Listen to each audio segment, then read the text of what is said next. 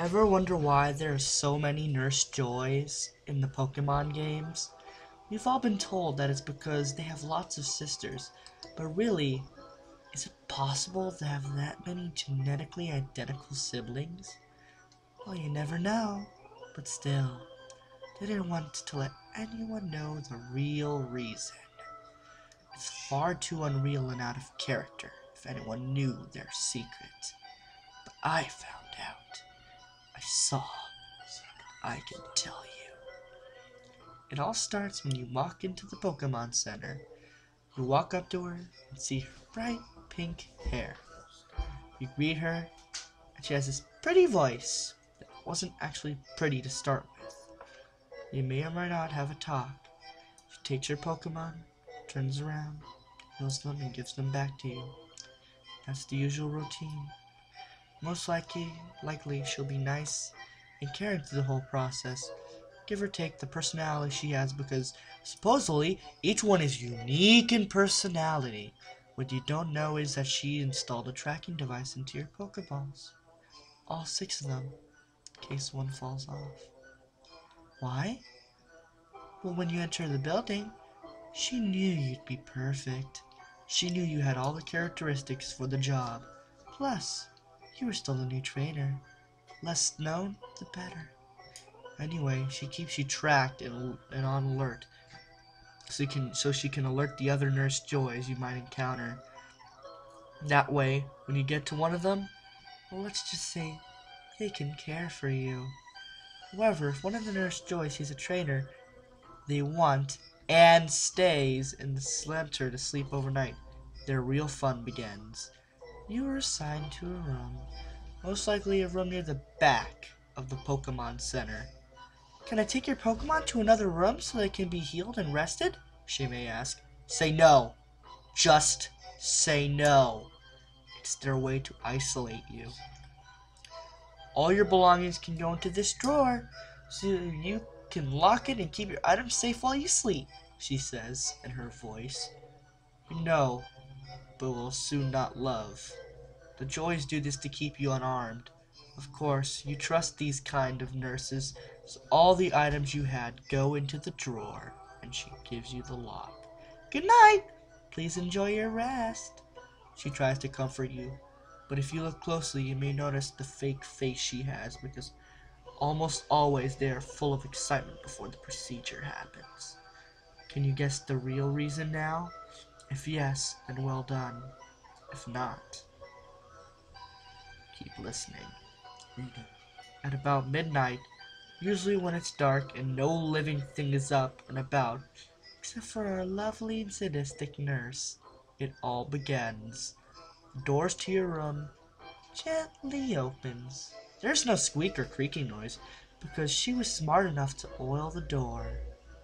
She comes in with a gurney. Her face not so sweet anymore, but more devilish. She enjoys this ritual. She loves it. The rush, the adrenaline she gets, the red glow in her eye. It's as if she's been possessed by the devil himself. Although you're sound asleep, she doesn't take any chances. She takes out a needle. No, it's not poison, silly. It's a liquid form of sleep powder, a very high dose. An ounce could keep you asleep for, say, 2 hours. The needle has 10 ounces. She needs all the time she can get for the procedure to be successful. So you're knocked down on a gurney, being pushed down the hall. It's a room that's been disguised as the nurse's only room. If you ever somehow manage to see what's inside, here's what you would see. Severed limbs and appendages of different sizes in jars, only ones that didn't transform properly. There are also testicles. Yeah, she cuts them off. She drags the male bodies underneath a saw tool that slices them off. She doesn't mind the bleeding. Actually, she collects it through the drain in jars.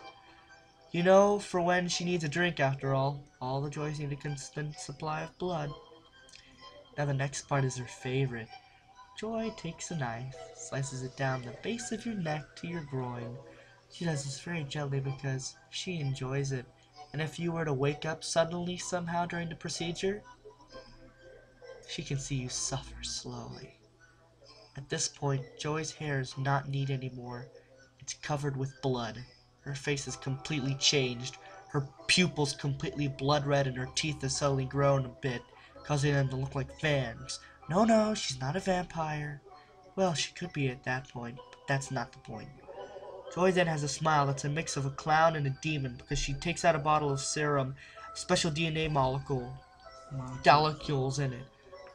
Joy DNA molecules to be exact. But before she does anything with it, Joy takes out all of your organs, except for a couple, like your heart and brain. She stitches you open. She stitches your open incision, but it's not a decent job. After all, it won't matter. The serum needs to be directly poured on the brain for it to work. So naturally, Joy takes out a saw, regular old saw, and slices your skull. Just enough for your brain to be showing. Serum is poured over, and after a few minutes, your body's becoming more joy-like. The heart and the brain are revived with all new organs, joy organs, grow in the empty cavity that is your body. All your gut cuts are healed, and it was as if you had a perfect skin. The process is complete. You wake up the next day wanting to work at a Pokemon Center. Anywhere would do.